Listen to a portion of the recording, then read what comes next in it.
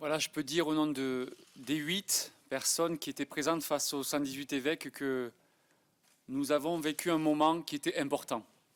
Pourquoi? Parce que nous étions donc en cercle, tous assis, une quarantaine de personnes, trentaine d'évêques et les personnes victimes.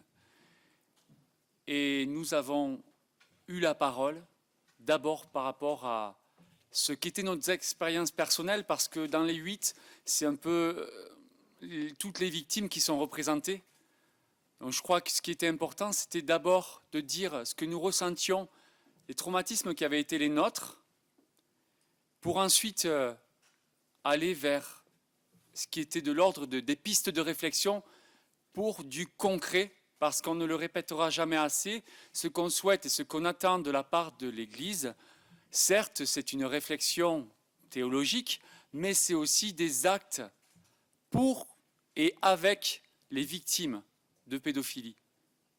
Mais pas seulement, parce que je crois qu'aujourd'hui, c'est toute l'Église qui est concernée par ce problème, qui souffre, les prêtres, les religieux, la suspicion généralisée.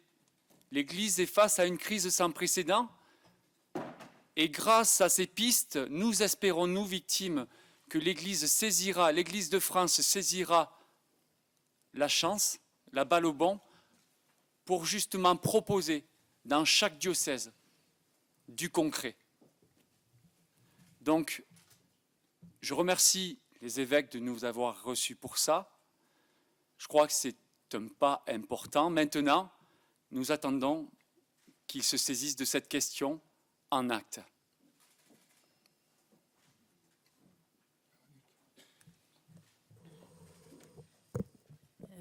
Moi, j'ai aussi envie de remercier pour la qualité d'écoute et de silence que je viens de vivre dans le forum où j'étais. Après avoir été dans un silence pendant des années, qui était un silence de mort parce qu'on ne voulait pas nous écouter, là, c'était impressionnant, mais émouvant. De toucher, d'entendre ce silence qui était au contraire un silence d'une grande écoute. Cela n'a rien à voir, c'est l'inverse. Les échanges après les 2 témoignages étaient riches et aussi on s'est senti peut-être de nouveau un peu rassemblés dans un corps. Moi, j'ai pu exprimer que pour m'être sentie rejetée de l'Église que vous appelez un corps pendant tant d'années, parce que j'ai été abusée et parce que sans doute je suis comme la preuve vivante que c'est vrai, ces abus, c'est vrai. Là, j'ai pu dire qu'être assise dans le cercle avec les autres, les évêques, c'était pour moi très touchant, un peu comme si là, je me trouvais réintégrée, je ne sais pas, dans ce corps. Oui, on a vécu quelque chose, sans doute, aujourd'hui, qui va nous aider à aller de l'avant. Et moi, j'espère beaucoup. Je pense qu'on est un peu à un moment crucial, c'est-à-dire un moment à la fois de croix et à la fois de croisement. Et si on prend tous ensemble encore le bon croisement, si on va dans la bonne direction ensemble, vers plus de vie, vers la vérité, vers la réparation, vers la prévention, on aura avancé. Merci. Monseigneur Pontier, peut-être un mot sur le forum que vous avez vécu.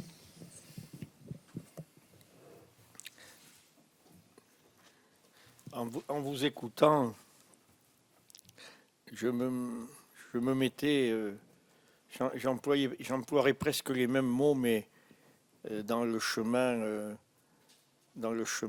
inverse. Vous disiez ce soir, après ne pas avoir été écouté, après avoir me senti rejeté, Et là, je me sens de nouveau à l'intérieur de l'Église. Mais pour moi, en tout cas, ce forum qui s'est passé d'une manière, comme vous venez de le dire, d'une manière profonde et intense, avec les témoignages d'abord, puis une forme d'échange et de débat, j'ai senti que moi, évêque, j'étais regardé par vous, non plus comme celui qui n'avait pas su faire, ou celui qui avait eu peur, ou celui qui n'avait pas donné suite, mais comme quelqu'un avec qui se renouaient des liens de confiance et le désir de travailler ensemble et d'avancer ensemble. Et c'est ça que je retiens beaucoup de ce forum, ce passage, ce temps vécu ensemble, je pense, nous permet de se regarder dans les yeux, de s'écouter franchement, de pouvoir se dire les uns aux autres ce qu'on a vécu, ce que vous avez vécu. Et pour nous, enfin pour moi en tout cas, entendre vos témoignages tout à l'heure, les témoignages des deux personnes qui étaient avec nous, je n'avais pas... J'ai mieux saisi cette complexité de ce drame avec tout ce qui se passe comme période où on a enfoui tout ça en soi-même, on a enfoui tout ça, on n'a pas pu parler, et puis où ça ressort à l'occasion d'autres événements, et puis ce moment aussi où on a rencontré l'Église et puis où on n'a pas été écouté, au moins qu'on n'a pas eu le sentiment d'avoir été écouté, où il n'y a pas eu de suite, où il a fallu 8, 9, 10, 11, 12, 15 ans pour qu'il y ait une suite, comprendre en vous entendant le dire tout ce que ça représentait. Voilà. Après, nous, on a travaillé sur une question qui avait été proposée par nos deux amis qui étaient là. Ils ont intitulé le thème à partager « Comment vivre la loyauté ». La loyauté, derrière ce mot loyauté, c'était un peu aussi la franchise, c'était un peu la clarté, c'était un peu tout ça. Et donc, on a travaillé avec eux et avec elles cette question. Monseigneur Crépy, un mot peut-être? Eh bien, pardon. Olivier, on m'entend là. Olivier Savignac disait que voilà un pas qui a été fait, mais qu'il faut continuer. Moi, je crois que cette rencontre n'est pas un aboutissement, mais que cette rencontre est vraiment quelque chose qui va permettre de partir ensemble de manière nouvelle. Je pense que tout ce qui s'est dit, tout ce qui a été partagé, parce qu'il y a eu dans le forum où j'étais, il y a eu un dialogue important entre... il y avait une personne victime qui témoignait, et puis 35 évêques. Il y a eu un dialogue, un échange, une écoute, et il nous a été dit des choses fortes. La personne qui intervenait, la personne victime qui intervenait, nous a interpellés, nous, comme évêques, en disant « Là, qu'est-ce que vous faites ?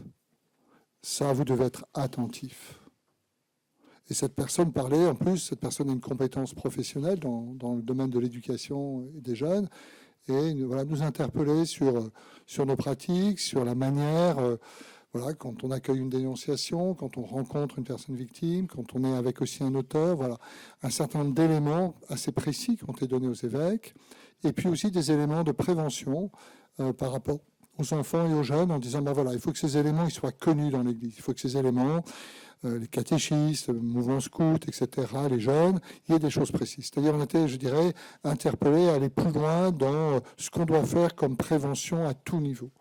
Et ça, je crois que c'est important, et c'est quelqu'un de compétent qui nous a dit ça. Donc, je veux dire, il s'est passé quelque chose en se disant, ben voilà, moi je me suis dit, par exemple, ben dans mon diocèse, j'ai fait des choses, mais c'est sûrement pas suffisant. Et les idées qu'ont données ce témoin, eh bien, me disent, quand je vais rentrer, il faut sûrement qu'on fasse des choses. Et puis, au niveau national, il faut peut-être aussi qu'on mette en place un certain nombre de choses qui vont dans ce sens de prévention auprès des jeunes, et puis un nombre d'éléments un peu précis à poser, que les éducateurs ou que les gens très sensibles à ces questions d'abus sexuels sur les jeunes, auxquels ils sont très sensibles et auxquels leur parole, finalement, nous donne des pistes extrêmement importantes pour changer les choses. Monseigneur Héroard. Peut-être deux mots qui me semblent caractériser un peu le dialogue, l'échange qui a eu lieu. Le premier, c'est celui de la vérité, parce que voilà, les gens, ce sont les deux personnes victimes qui étaient là. Olivier ont dit clairement à la fois leur histoire, les douleurs traversées, et puis les questions qui se posaient, les difficultés rencontrées, le temps qui passe et les réponses qui ne viennent pas toujours, tout cela. Bon. Et puis aussi, le deuxième mot, c'est bienveillance, parce qu'il m'a semblé que dans l'échange qu'il y a eu avec les évêques de part et d'autre, il y avait aussi beaucoup de cette marque de bienveillance. Il a été souligné aussi par les deux personnes qui ont pris la parole, les deux personnes victimes, qu'elles se situaient aussi en croyants, en chrétiens. Et donc, il ne s'agissait pas de régler des comptes, mais plutôt de se dire comment est-ce que l'Église peut être fidèle à sa mission et être, à travers ces drames et à travers ces histoires douloureuses, être témoin du Christ. Qu'est-ce que ça veut dire concrètement ? Plusieurs des évêques qui étaient présents dans le forum ont souligné à la fin combien cela les avait aidés, non seulement à mieux prendre conscience, mais aussi à découvrir peut-être des pistes de travail, des éléments qu'ils pouvaient mettre en œuvre dans leur diocèse et qui ne l'étaient pas encore. Et donc là, il y a aussi quelque chose, je crois, de tout à fait positif, qu'on peut peut-être résumer aussi par une expression, c'est-à-dire qu'il ne s'agit pas de faire pour les victimes, mais de faire avec. Donc ça, je crois que c'est aussi quelque chose qui est très, très important. On peut souligner aussi, donc nous, dans les questions qui étaient posées étaient plus d'ordre juridique, un petit peu sur l'articulation entre le droit civil et le droit canonique. Donc on a essayé de clarifier un certain nombre de choses autant qu'on le pouvait. Et puis, ensuite, on a parlé aussi pas mal de questions de prévention et de voir un peu comment l'Église pouvait être un acteur de prévention, en particulier à travers l'enseignement catholique, et de montrer que, en faisant cela, elle pouvait avoir un rôle qui la concernait, elle, en interne, mais qui pouvait avoir un rôle bénéfique pour l'ensemble de la société. Et donc là, il y a aussi un rôle à jouer pour aider non seulement aux prises de conscience, mais permettre de repérer quand il y a une difficulté qui risque de se présenter, une attitude qui ne convient pas ou quelque chose qui ne va pas. Et ceci peut être utile, encore une fois, à l'ensemble de la société, pas seulement au sein de l'Église. Merci. Peut-être demander à Olivier Savignac s'il a en mémoire quelques pistes qui ont été évoquées en termes de prévention, d'animation, qui ont été évoquées, et la manière un peu dont vous avez ressenti les évêques lorsque vous évoquiez avec eux ces pistes concrètes en fait. Alors, c'est vrai que nous étions deux personnes, donc l'autre personne était plus spécialisée sur les questions de droit canonique, des choses assez complexes malgré tout. Moi, plus sur les questions de prévention, et déjà la première prévention qui est celle accessible à tout diocèse, à tout évêque, et avec ses prêtres, dans chaque paroisse finalement, animer une soirée autour de cette question et de cette crise qui concerne l'Église. Parce que je crois que une soirée, ça veut dire quoi ? Ça veut dire libérer la parole aussi pour la communauté chrétienne, les gens qui se posent des questions, qui peut-être sont au courant de certaines choses parce qu'ils ont vécu eux aussi des traumatismes ou ils ont été témoins. Cette première prévention, elle ira dans le sens de toute manière de la grande commission d'enquête que l'Église veut lancer. Et je crois que pour lancer une commission d'enquête, il faut mettre des moyens.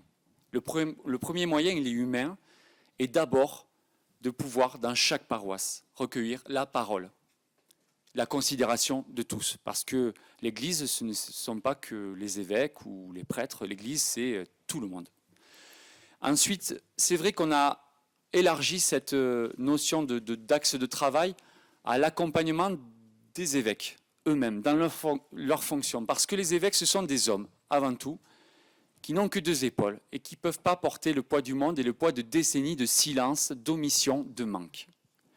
Donc sans les dédouaner de leurs fonctions, je crois que l'ambition, elle est aussi de leur faire comprendre qu'il faut un cadre de management professionnel, des coachs qui soient là pour eux, un accompagnement, tant sur le plan humain, psychologique aussi, parce que cette fonction n'est pas facile, que sur le plan judiciaire, que sur le plan médical, quand il s'agit aussi de s'occuper des victimes qui ont été celles d'abus sexuels, crimes ou agressions sexuelles au sein même de l'Église. Parce que je crois que l'Église se doit, pour ces victimes-là, d'être là aussi et de vivre l'Évangile qu'elle prône, l'amour du Christ, de le vivre concrètement et d'abord pour ces victimes. Voilà, donc ça a été des pistes de réflexion assez concrètes, avec une mise en application qui, à mon avis, ne nécessite pas beaucoup de moyens pour les premières pistes, mais qui derrière, par contre, prendront un peu plus de temps, je pense, pour tout ce qui est une structure professionnelle d'accompagnement autour des évêques. Nous, en tout cas, en tant que personnes invitées, victimes, mais qui avons aussi une certaine expertise dans plusieurs domaines professionnels, pour nous, on espère vivement que l'Église, que les évêques se saisiront de cette question à bras-le-corps et sur le court, le moyen et le long terme, réagiront. Voilà. Merci beaucoup. Peut-être Véronique Garnier, est-ce que vous avez aussi évoqué quelques pistes à titre d'exemple, parce qu'on ne va pas refaire les forums, mais voilà, quelques pointes quand même qui vous ont paru importantes? Alors, on était plus sur les abus spirituels, les conséquences spirituelles des abus, sur aussi les conséquences sur l'Église elle-même. Alors, oui, peut-être que j'ai osé faire quelque chose d'un peu inattendu. J'ai lu un passage du rituel du sacrement de la réconciliation que tous les évêques ont lu en tant que prêtres, peut-être il y a longtemps, et peut-être l'ont-ils pas relu depuis longtemps.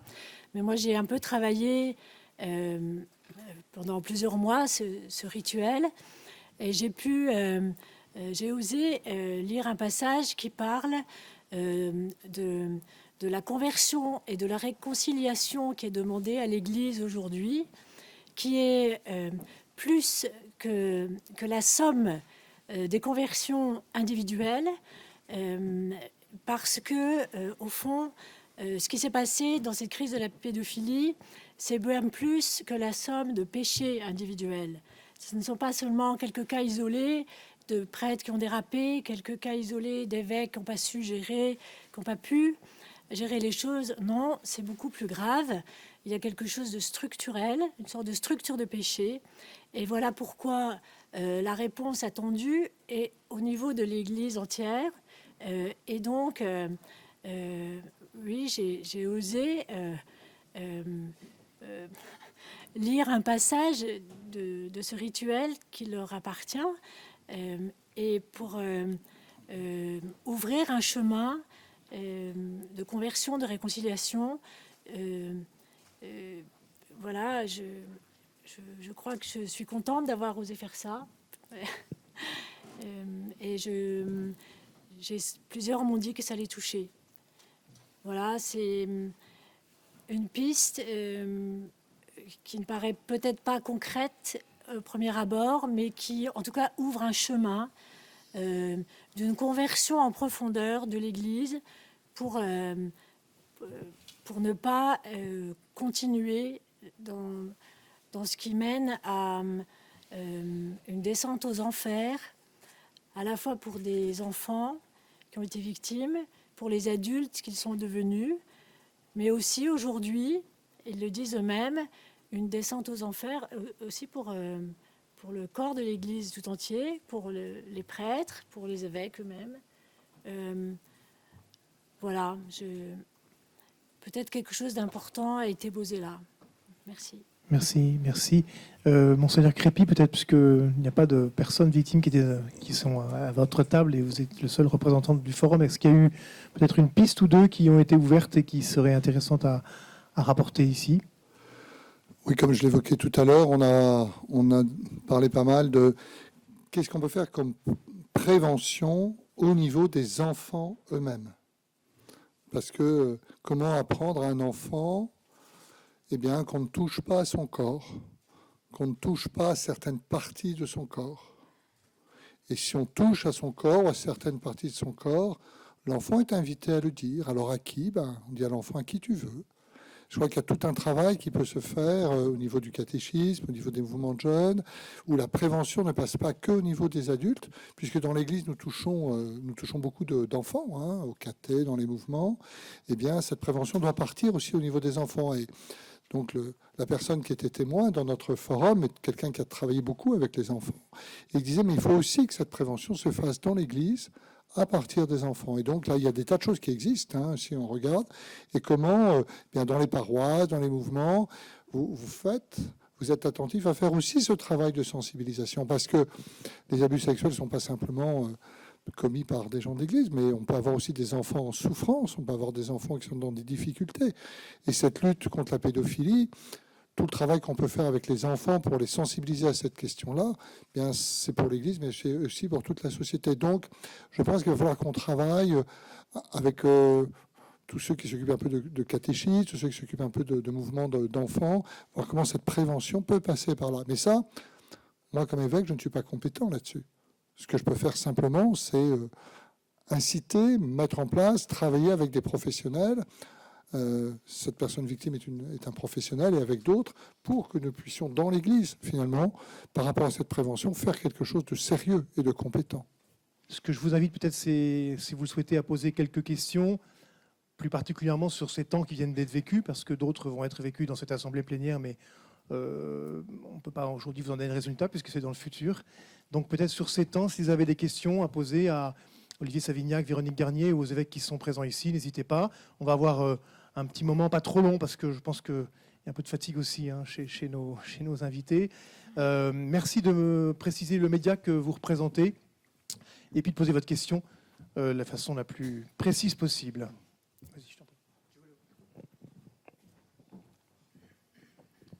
Merci. François Versoletto, Ouest France. Regarder l'avenir, la prévention, c'est très bien, mais est-ce que vous avez suffisamment analysé le passé? Moi, j'ai une question qui me taraude. Comment ces abus sexuels ont-ils été possibles à une telle échelle dans les années 50, 60 et 70 au sein d'une institution qui se targue d'être experte en humanité? Je reprends ce qui a été dit à Vatican II, qui est aussi assez intraitable sur les questions qui touchent à la morale sexuelle quand ça touche les laïcs, et qui a su se montrer à ce point laxiste quand ça touchait des clercs. Merci. Donc une question qui ne concerne pas directement les forums. Merci François. Mais peut-être une petite réponse rapide, peut-être de Monseigneur Pontier, peut-être.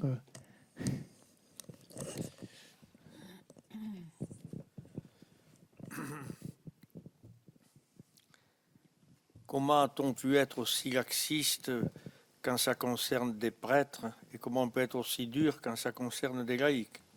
C'est ça votre question. En tout cas, vous l'exprimez avec cette opposition et ce paradoxe. Une partie des réponses que je vais dire ou des réflexions que je vais donner, j'imagine que vous les avez déjà entendues et que vous les savez. Parce que... D'abord, je voudrais quand même humblement rappeler qu'à ma connaissance et à ce jour, on ne peut pas dire l'Église en général comme ça. On ne peut pas laisser supposer que l'ensemble des prêtres ont vécu dans les années 50 des choses comme ça et dire tout le monde était comme ça. Non, non. On ne peut pas. Il y a eu un petit nombre, toujours trop grand, un petit nombre de prêtres, etc. Le deuxième point, sûrement, je crois, et c'est vrai, et c'est dommage, on n'a pas su écouter les victimes, on n'a pas su écouter les personnes victimes, ou on n'a pas pu, ou on n'a pas su, ou les personnes victimes elles-mêmes ne pouvaient pas ou ne savaient pas s'exprimer à ce sujet. Moi, ce qui m'a encore frappé tout à l'heure dans les témoignages dans notre forum, c'est comment une des personnes a dit, c'est que depuis cette année que je puis le dire, et que j'ai commencé à le dire, C'est depuis cette année. Et elle nous a lu le texte, le premier texte qu'elle a rédigé cette année à l'occasion d'une réunion, d'une rencontre dans, je ne sais plus si c'était dans sa paroisse, mais en fait, c'est la première année que je peux le dire. 71 ans. Voilà. Et quel mystère, quel mystère, quel mystère. Comment, quelle profondeur plutôt, pas quel mystère, quelle profondeur de ces blessures et de ces non-dits. Hein. Moi-même, j'ai passé de 10 ans à 40 ans dans une institution scolaire où il y avait des dortoirs et où il y avait des choses où nous étions là, et un certain nombre de prêtres. Je n'ai jamais entendu, je n'ai jamais vécu, ni entendu, ni subi, bien sûr, ni vécu, ni comment dire, d'aborder cette question comme une réalité. Je n'ai pas eu l'occasion, et je crois que je ne suis pas le seul dans ce cas. Voilà, ça a été à la fois, ça se révèle aujourd'hui avec une importance grande, mais on n'en avait pas conscience. Je ne crois pas qu'on en avait conscience, et je crois qu'il y avait une chape de silence qui était extraordinaire dans les familles chrétiennes, dans les institutions, dans les relations entre prêtres. Il y avait une chape de silence qui faisait que en le regardant après coup, on s'aperçoit de cela. Alors, quand vous dites, oui, vous allez vous occuper de ce que vous allez faire maintenant, mais avez-vous bien compris le passé, hein? Avez-vous bien compris le passé? Eh bien, le passé, on est en train d'essayer de le comprendre, et je crois que ce qu'on vit aujourd'hui est une étape importante. Jusqu'à maintenant, je pourrais décliner ce qu'on a fait, en tout cas depuis les années 2000, jusqu'en 2019-18 aujourd'hui. Je pourrais décliner, on n'a pas été sans rien faire, on fait des choses. Mais ce que nous faisions jusqu'à maintenant, nous le faisions seuls. Et aujourd'hui se dessine quelque chose où ce que nous pourrons faire, nous le ferons ensemble, en écoutant et avec des personnes victimes. Et ça prend du coup une autre richesse, enfin le mot richesse peut-être va pas bien, mais un autre éclairage, une autre pertinence, quelque chose de plus complet, parce qu'on se met aussi à l'écoute des personnes qui peuvent nous dire oui, là, non, ou bien là, vous oubliez totalement ceci, vous oubliez totalement cela, faites attention, il y a ceci, il y a cela. Et ça, je trouve que c'est grand et c'est fort. C'est grand et c'est fort. Florian Litzler pour LCI et TF1. Olivier a parlé d'organiser des soirées régulières dans les paroisses, qui serait la première étape pour la mise en place d'une commission d'enquête externe. Est-ce que vous, messieurs les évêques, c'est quelque chose que vous envisagez sérieusement, une telle commission? Là, vous débordez du forum et vous voudriez être le premier média à annoncer ce qu'on va faire. Et vous ne pouvez pas être le premier parce que je ne peux pas vous dire aujourd'hui ce qu'on va faire puisqu'on ne l'a pas encore décidé. Et donc, comme on ne l'a pas encore décidé, je ne peux pas vous le dire. Mais peut-être parce que dans votre question, il y avait deux choses un peu différentes. Il y avait cette question d'une éventuelle commission, mais il y avait aussi la question donc, qui a été évoquée sur les réunions. Donc, ce qu'on peut dire quand même, c'est que dans un certain nombre de diocèses, sans doute pas dans tous, mais des réunions de ce type existent. Donc, elles existent soit au niveau diocésain, il y en a, enfin, en tout cas dans mon diocèse, ça existait, mais elles existent aussi dans certains diocèses au niveau paroissial. Voilà. Alors après, ce qui a été souligné aujourd'hui, c'est que on pouvait sans doute aller beaucoup plus loin, le faire de façon plus générale, et à travers cela, permettre à la fois de libérer la parole, et éventuellement d'autres victimes s'il y en a, mais aussi de permettre aux chrétiens dans les communautés, qui sont aujourd'hui quand même souvent très troublés, de pouvoir aussi exprimer un peu ce qu'ils pensent, ce qu'ils vivent, la manière dont ils voient les choses, comme il faut le faire aussi pour les prêtres qui ont besoin d'être aujourd'hui encouragés et de ne pas être sous un espèce de soupçon permanent, comme s'ils étaient tous pédophiles. Voilà. Oui, je peux peut-être juste dire un peu ce qui se passe sur le diocèse d'Orléans, qui a été beaucoup secoué ces derniers temps, vous avez bien su.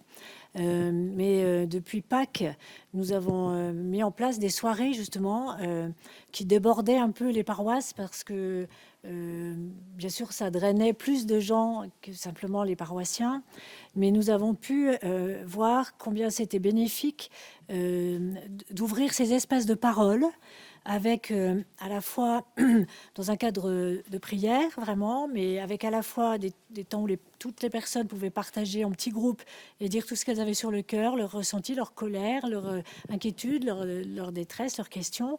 Et puis après, écouter des témoignages de victimes, parce que pour certaines personnes, c'est la première fois qu'elles voyaient des personnes qui ont été victimes en chair et en os, et que de les entendre, ça fait basculer quelque chose.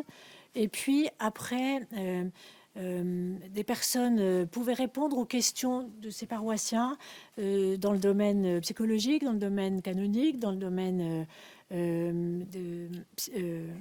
judiciaire, aussi du côté de la prévention. Voilà, un peu tout un panel de questions. Et on a vu combien ça donne une sorte de base, d'abord qui apaise, ça apaise, mais aussi ça éclaire et ça donne aux personnes de se faire une idée un peu plus juste que les sortes d'a priori. En fait, c'est très clivant. La vérité qui est en train de sortir peut être très clivante et divisée. Ceux qui arrivent à y croire, même si c'est horrible, et qui commencent à cette démarche d'y croire, et ceux qui refusent d'y croire. Et voilà que ces soirées de parole permettent à chacun de cheminer à partir de là où il en est. Je crois que tous doivent cheminer maintenant pour à la fois en s'appuyant sur les erreurs du passé, mais en comprenant le passé, mais aussi en voyant comment se saisir du présent pour qu'à l'avenir, d'autres enfants ne soient plus abusés de cette façon. Karine Perret à l'AFP. L'un des forums portait sur les cas anciens ou prescrits. Est-ce qu'il a été question de réparation financière ou d'un fonds d'indemnisation de l'Église pour ces cas-là?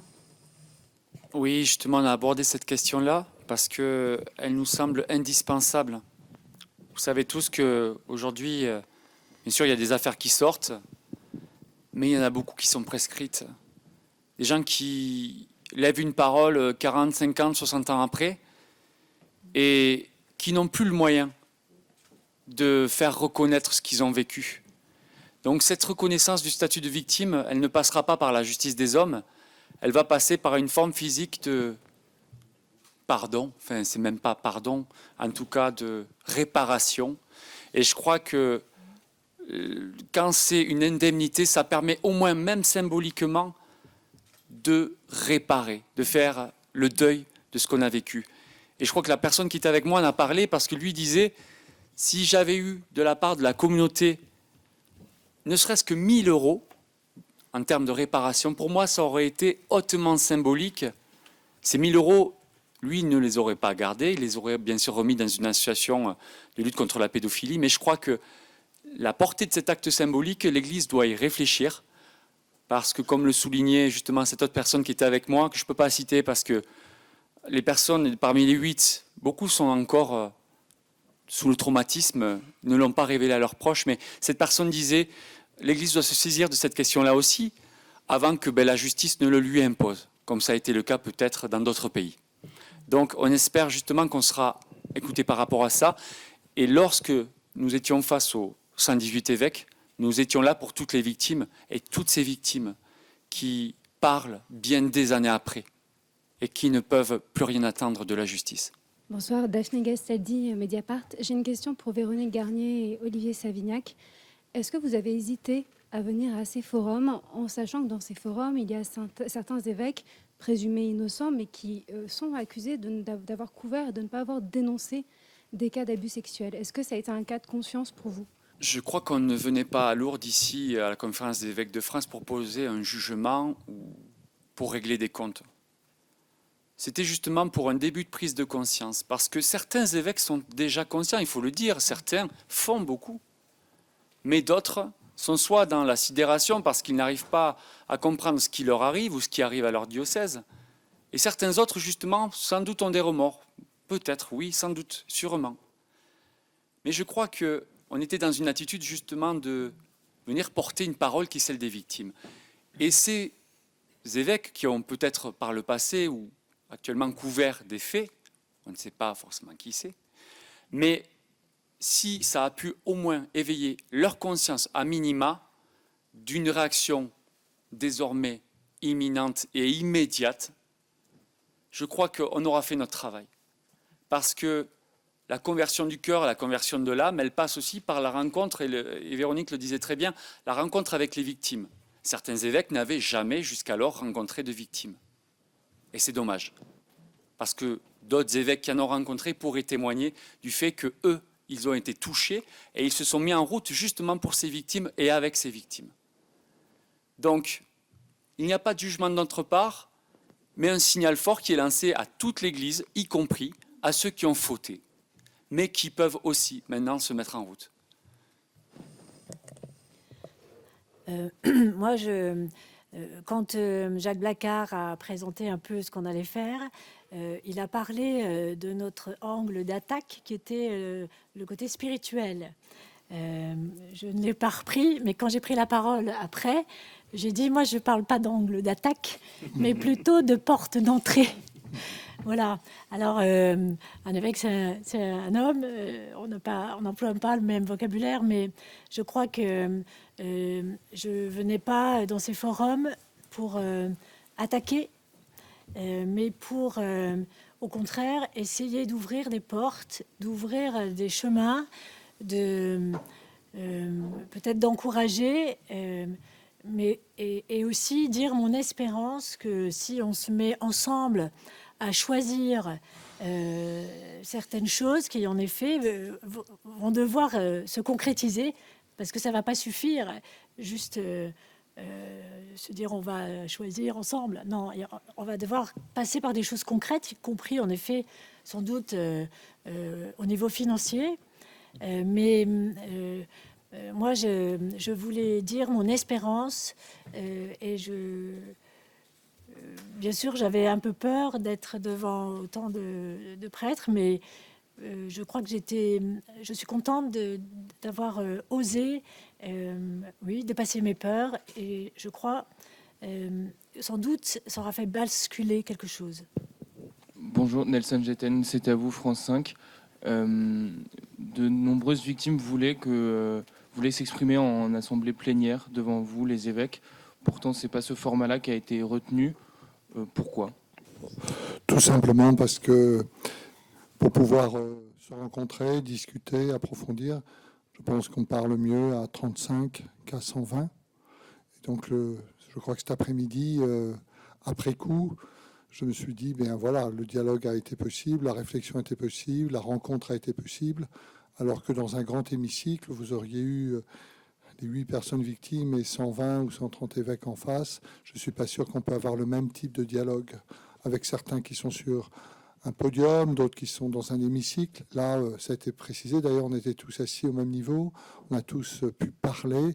Et donc, je pense que le choix de ce format, je comprends que certaines victimes regrettent de ne pas avoir parlé à tous les évêques dans l'hémicycle. J'entends bien, mais je pense que ce format a aussi permis vraiment un dialogue, une rencontre de qualité.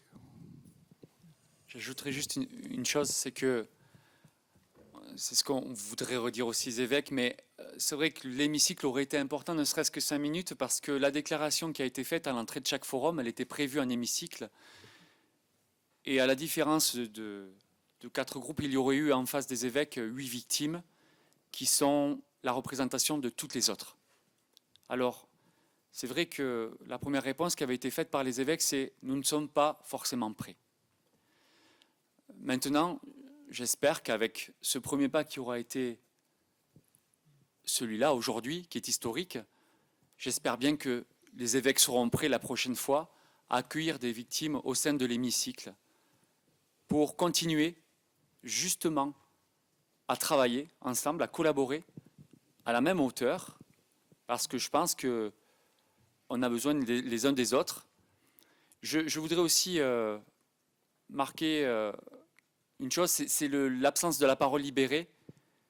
Je souhaiterais les saluer, leur rendre hommage aussi pour toute l'action qu'ils ont faite à partir de 2016. Parce qu'eux ont mis en route un grand mouvement qui est celui d'une parole qui se libère pour toutes les victimes. Ça a été le cas pour nous à Orléans, alors que nous nous sentions seuls. C'est grâce aussi à la parole libérée, à la médiatisation, à vous, médias, que nos affaires ont pu avancer, ont pu évoluer. Donc je crois qu'ils étaient absents, mais en même temps, ils étaient là. J'espère qu'on aura pu porter aussi leurs paroles, parce qu'on ne les oublie pas. Et ils ont encore beaucoup à faire et beaucoup à donner dans ce combat. Bonsoir, Gabriel Orion, M6. Juste une question, toujours sur les forums.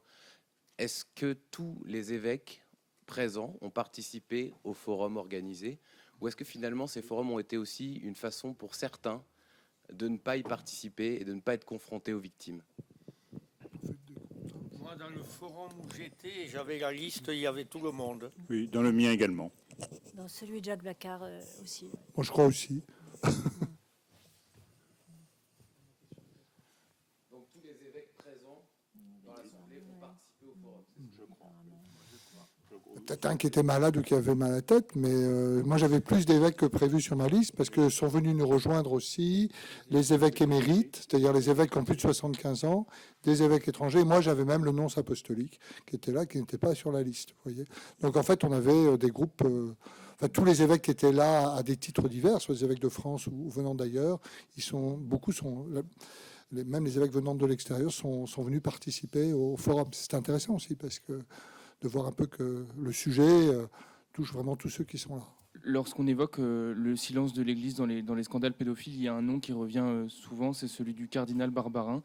Pourquoi se fait-il aussi discret en ce jour historique pour l'Église de France? Il se fait aussi discret que chacun de nous, dans le sens qu'il est là, qu'il a été dans un forum, j'imagine, dans un de vous quatre, il était avec vous. Bon, il était avec vous, donc il était dans un forum, comme chacun de nous. Il y avait des listes qui avaient été faites par ordre alphabétique, et il était donc dans le groupe numéro 1. numéro 1. Mais il a pris la parole ce matin en assemblée pendant qu'on débattait. Je n'ai pas vu qu'il se soit fait particulièrement discret. Merci. On va prendre une dernière question. Bonsoir, Marie-Lucille Koubaki pour le magazine La Vie. J'ai une question pour Madame Garnier. Vous avez dit que dans votre forum, il avait été question d'abus spirituels et de leurs conséquences. Donc voilà, j'aurais aimé savoir de quoi exactement il avait été question. C'est-à-dire que l'autre personne et moi-même avons témoigné des abus spirituels et des difficultés spirituelles qu'on rencontre après avoir été abusé. Et moi, j'ai essayé de montrer et de donner un peu d'espérance qu'on peut aussi réparer quelque chose à ce niveau spirituel et que là, on a besoin de l'Église pour ça. Et peut-être que si l'Église nous aide à être réparés spirituellement, ça aide aussi l'Église l'Église elle-même comme corps est aussi abîmée par ces abus. Donc on a évoqué cette réparation en réciprocité, si on peut dire, autant que l'abîme est aussi en réciprocité.